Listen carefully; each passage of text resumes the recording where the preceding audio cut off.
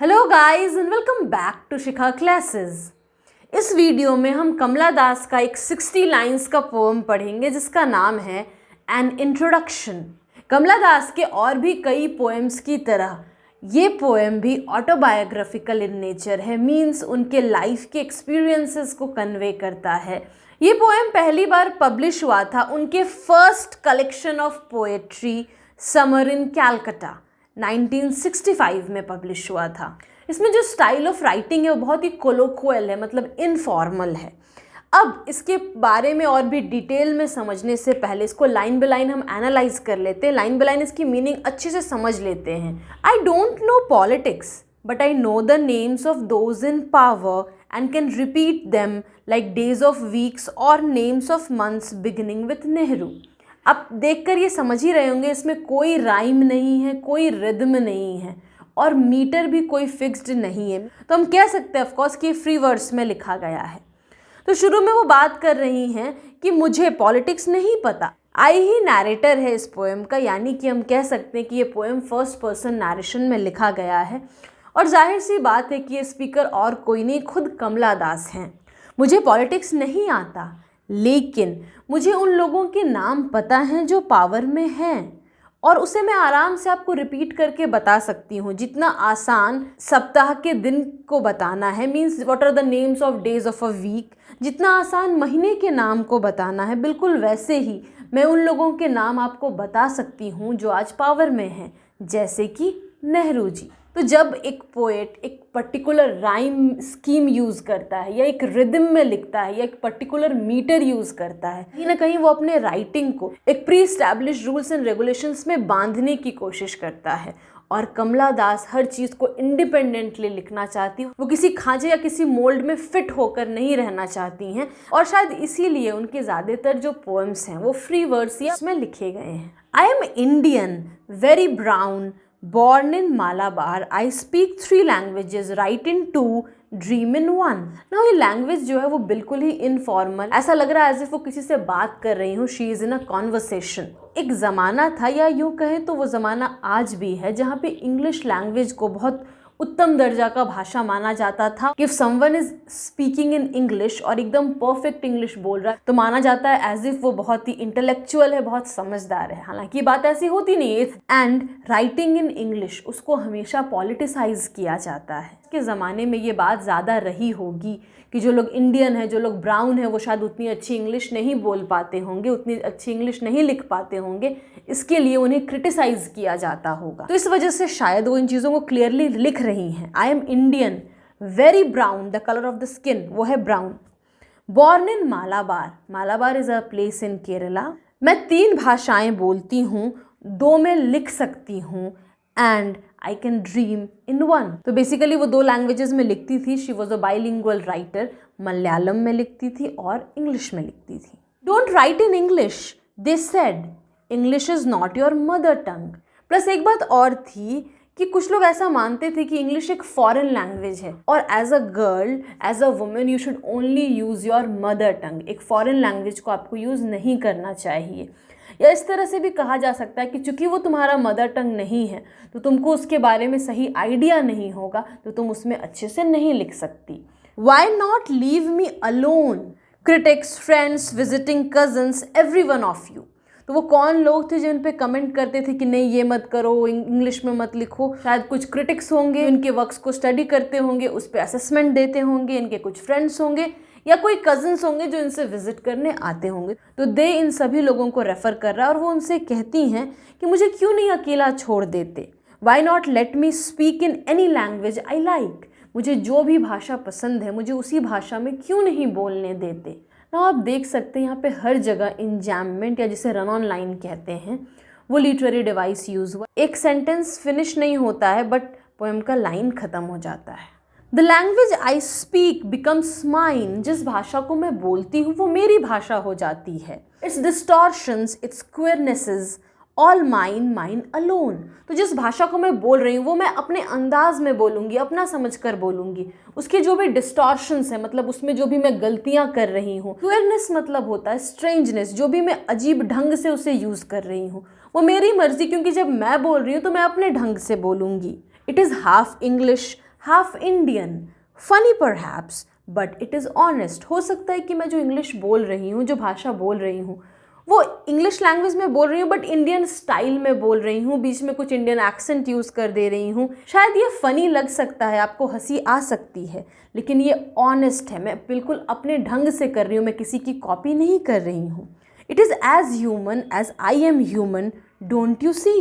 क्या तुम ये नहीं देख सकते कि जो भाषा मैं इस्तेमाल कर रही हूँ वो एक इंसान की भाषा है. It voices my joys, my longings, my hopes, and it is useful to me as cawing is to crows or roaring to the Lions. अब जो भी मैं भाषा बोल रही हूँ, मैं जिस तरह से भी अपनी फीलिंग्स एक्सप्रेस कर रही हूँ, उस लैंग्वेज के माध्यम से मैं अपने जॉयज़, अपनी खुशियाँ एक्सप्रेस करती हूँ. लॉन्गिंग मीन्स स्ट्रॉन्ग डिज़ायर, अपनी इच्छाओं को प्रकट करती हूँ, अपनी फीलिंग्स, अपने होप्स को शेयर करती हूँ. और ये सब चीज़ें करना, अपनी फीलिंग्स को शेयर करना, वो उतनी ही ज़रूरी है जितना एक कौवा के लिए काँव काँव करना, काउइंग वर्ड यूज़ हुआ है, एक लायन के लिए गरजना, रोअर करना. When they have the freedom to speak in their own ways, so मुझे वो आज़ादी क्यों नहीं हो. It is human speech, the speech of the mind that is here and not there, a mind that sees and hears and is aware. अब जब हम कोई चीज़ बहुत प्लान्ड, स्ट्रक्चर्ड वे में परफेक्ट वर्ड्स को चुन करके लिखते हैं तो वो नेचुरल नहीं होता, वो थोड़ा सा एक आर्टिफिशियल टच ले लेता है. माइंड का जो चीज़ों को देखता है, सुनता है, अवेयर है अपने चारों तरफ होने वाली चीज़ों को, और उसे अपने ढंग से एक्सप्रेस करना चाहता है. Not the deaf blind speech of trees in storm or of monsoon clouds or of rain or the incoherent mutterings of the blazing funeral fire. Now incoherent मतलब not clear, और funeral pyre कहते हैं चिता को जिस पे dead body को जलाया जाता है. तो इन वर्ड्स के थ्रू वो अपने लव्ड वंस के लॉस के बारे में बता रही हैं कि जो लोग उनसे प्यार करते थे वो शायद बहुत कम उम्र की थी तभी गुजर गए. Not the deaf blind speech of trees in storm, कि जब आंधी तूफान आता है तो पेड़ जब हिलता है तो उसमें कोई वो फीलिंग शेयर नहीं करता, वो एक साउंड है बस. या जब मॉनसून्स में बादल गरजते हैं या बारिश होती है तो उनकी एक अनक्लियर मटरिंग्स होती है, एक अनक्लियर साउंड्स प्रोड्यूस होते हैं, पर उन साउंड्स का, उन वॉइसेस का, उन आवाज़ों का कोई मतलब नहीं होता. प्लस वो इन लाइन्स के थ्रू ये भी बोलना चाह रही हैं कि जब उनके जो अपने थे वो उनसे छिन गया, वो चिता की अग्नि में जल गए, क्योंकि जो लोग मर गए वो तो उनकी आवाज़, उनकी बातें सुनने के लिए वापस नहीं आएंगे. So they have become deaf towards her, वो उनको देख नहीं सकते और उनसे बातें भी नहीं कर सकते. आप वो ये बताना चाह रही हैं कि अब कोई शायद उस दुनिया में नहीं रहा जिनसे वो एक प्यार से, अच्छे से कॉन्वर्सेशन कर सकें. फर्दर वो अपने बचपन की बात बता रही हैं. I was child and later they told me I grew, for I became tall, my limbs swelled and one or two places sprouted hair. Line से ये बताया जा रहा है कि उनका प्यूबर्टी रीच किया, बच्ची थी और फिर लोगों ने बोला कि अब तुम बड़ी हो गई. क्यों? क्योंकि मैं थोड़ी सी लंबी हो गई, मेरे लिम्स मीन्स दोनों हाथ दोनों पैर, वो थोड़े से फूल गए, मोटे हो गए, और शरीर के कुछ किसी पार्ट्स में से कुछ हेयर्स निकल आए. सो दैट सिम्बलाइजेस प्यूबर्टी, क्योंकि जब हम प्यूबर्टी रीच करते हैं, हम एडोलेसेंट होते हैं, तो ये सारे कुछ फिजिकल चेंजेस हैं जो हमारे बॉडी में होते हैं. When I asked for love, not knowing what else to ask for, he drew a youth of 16 into the bedroom and closed the door. जब एडोलेसेंट एज आता है तो हम प्यार खोजते हैं, अटेंशन सीख करते हैं. तो शायद मैं भी अटेंशन सीख कर रही थी, प्यार की उम्मीद कर रही थी. तब उन्होंने, ही परहैप्स उनके फादर को डिनोट करता है, या कोई मेल फिगर, वैसा डोमिनेंट मेल फिगर उनके लाइफ में होगा जो उनको कंट्रोल करता होगा. तो उसने क्या किया, वो उन्होंने इसको एक लड़के के साथ एक कमरे में बंद कर दिया, मतलब इनकी शादी कर दी. फर्दर वो कह रही हैं he did not beat me, जिससे इनकी शादी की गई वो इनको नहीं मारता था. But my sad women body felt so beaten. So bedroom में क्लोज डोर्स के बिहाइंड वो क्या सिम्बोलाइज करना चाह रहे हैं, मैराइटल रेप को. Because a 16-year-old body is still a child, वो अभी भी उतना मेच्योर नहीं हुआ है सेक्सुअली एक्टिव हो सके. Her young delicate body was forced into that marital rape. The weight of my breasts and womb crushed me. I shrank pitifully. Shrank माने सिकुड़ जाना. तो मैं इतना ज़्यादा उस चीज़ से ट्रॉमा में चली गई, इतना ज़्यादा ट्रॉमेटिक हो गया ये सब कुछ मेरे लिए कि मैं अंदर से बेसहमी सी हो गई। एक मेरे माइंड पे, मेरे साइक पे जैसे एक घाव पड़ गया हो, एक वुंड पड़ गया हो। पूरा shirt and my brother's trousers, cut my hair short and ignored my womanliness. मतलब कि उनको अपने औरत होने से, अपने वुमेन होने से ही जैसे नफ़रत हो गई हो। शायद वो सोचती होंगी कि अगर मैं एक वुमेन ना होती तो ये सारे अत्याचार मेरे साथ नहीं होते, मेरे बॉडी को इतने कम उम्र में ये टॉर्चर्स नहीं सहना पड़ता। और इसलिए उन्होंने अपने वुमेनलीनेस को इग्नोर किया, छोड़ दिया, अपने बाल कटवा लिए, शर्ट पहन लिया, अपने भाई के ट्राउजर्स डाल लिए। Saris, be girl, be wife, they said. वो लोग जो मेरे आसपास थे वो मुझसे कहते थे कि एक लड़की बनो, एक वुमेन बनो, साड़ी पहनो, एक लड़की की तरह करो।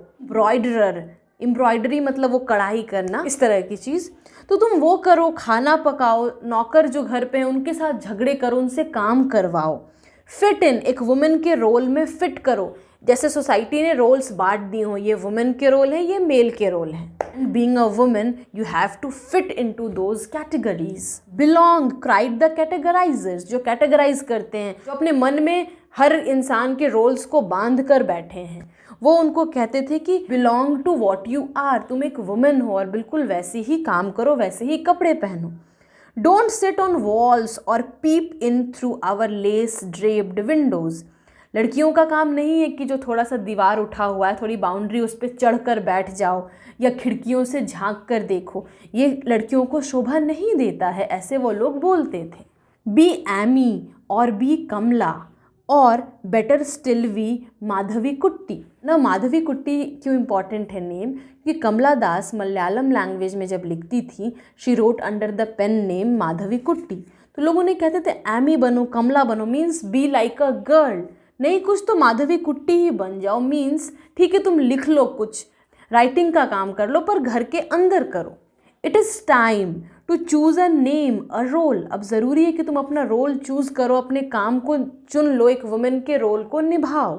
Don't play pretending games, don't play at schizophrenia or be a nympho. Schizophrenia एक मेंटल डिसऑर्डर है, तो अब ये गेम्स खेलना बंद करो, अब ये पागलपन को छोड़ो।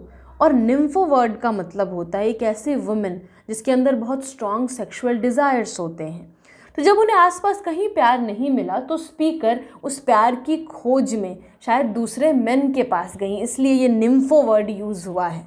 Don't cry embarrassingly loud when jilted in love.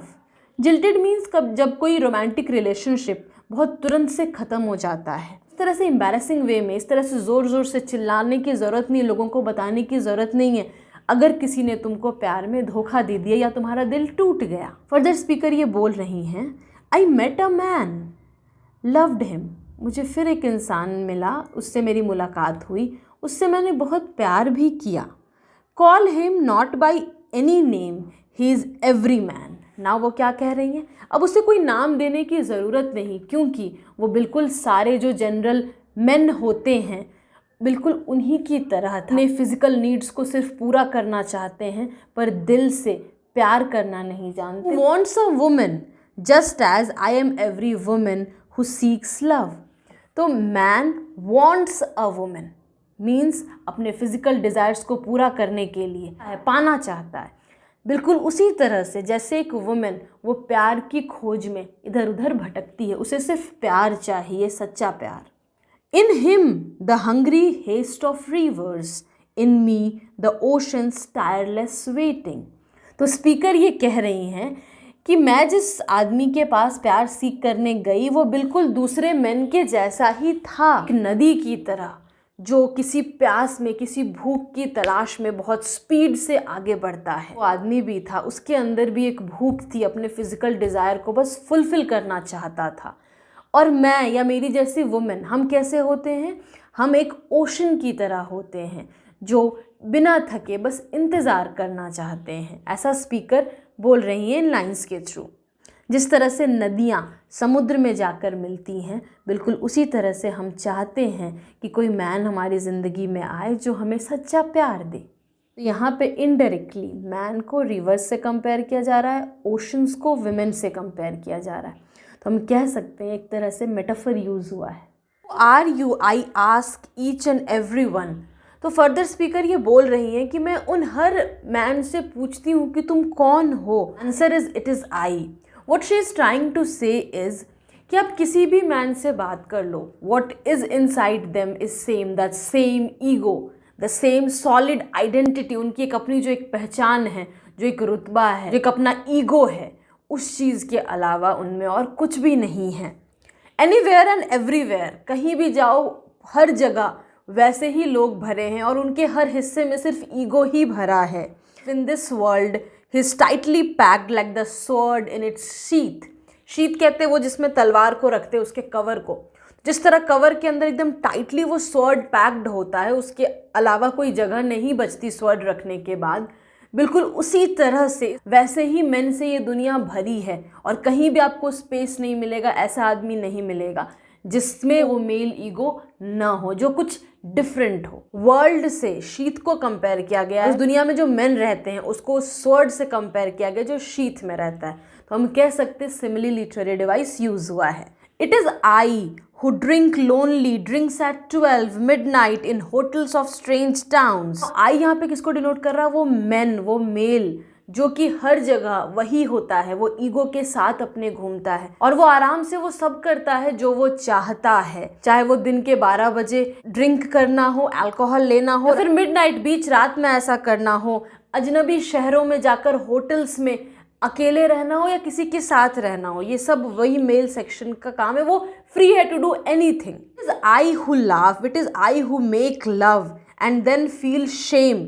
Means वो क्या कहना चाह रहे हैं यहाँ पर कि ये वही मेल है जो कि हंसने का अधिकारी हो जैसे। It is the same man who sleep with women and then वो उसी विमेन को शेमफुल बना देते हैं जिसके साथ वो एक समय इंजॉय करते हैं, और उसी विमेन के साथ होने से वो शर्मिंदगी महसूस करते हैं जिनके साथ they make love. It is I who lie dying with a rattle in my throat.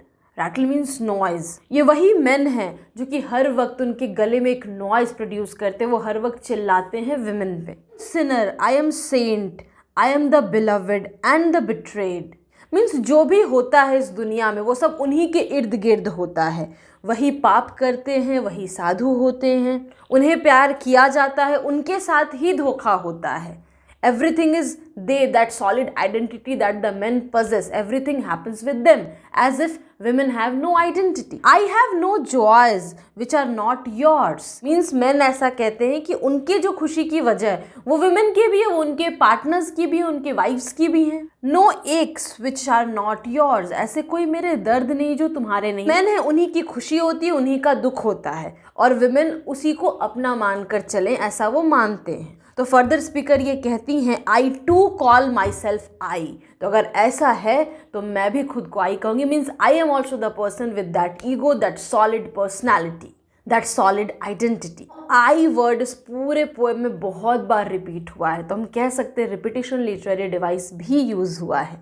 कमला दास के जो बहुत सारे पोएट्रीज़ है उनके जैसा यह भी एक कॉन्फेशनल पोएट्री है जिसमें वो अपनी फीलिंग्स को, अपने इमोशंस को कॉन्फेस करती हैं, अपने लाइफ के जो बहुत बैड एक्सपीरियंसेस है उसको बहुत क्लियरली एक्सप्रेस किया है उन्होंने। है वो मैरिटल रेप हो या फिर जैसे उनके आसपास के लोग जिस तरह से उनको टॉर्चर करते हो, उनका किसी डिफरेंट मैन के पास जाना for seeking love. Guys hope आपको ये पूरा पोएम अच्छे से समझ में आ गया हो, और इसको समझने के बाद अगर आप मुझे फाइनेंशियली सपोर्ट करना चाहते हैं, मेरा QR कोड यहाँ मेंशन्ड है, UPI ID यहाँ पे भी है और डिस्क्रिप्शन में भी मेंशन्ड है। You can send whatever amount you want to send as a token of your appreciation और help. See you in the next video with a new topic. Till then, keep smiling, have wonderful days. And if you like the video, don't forget to hit the like button.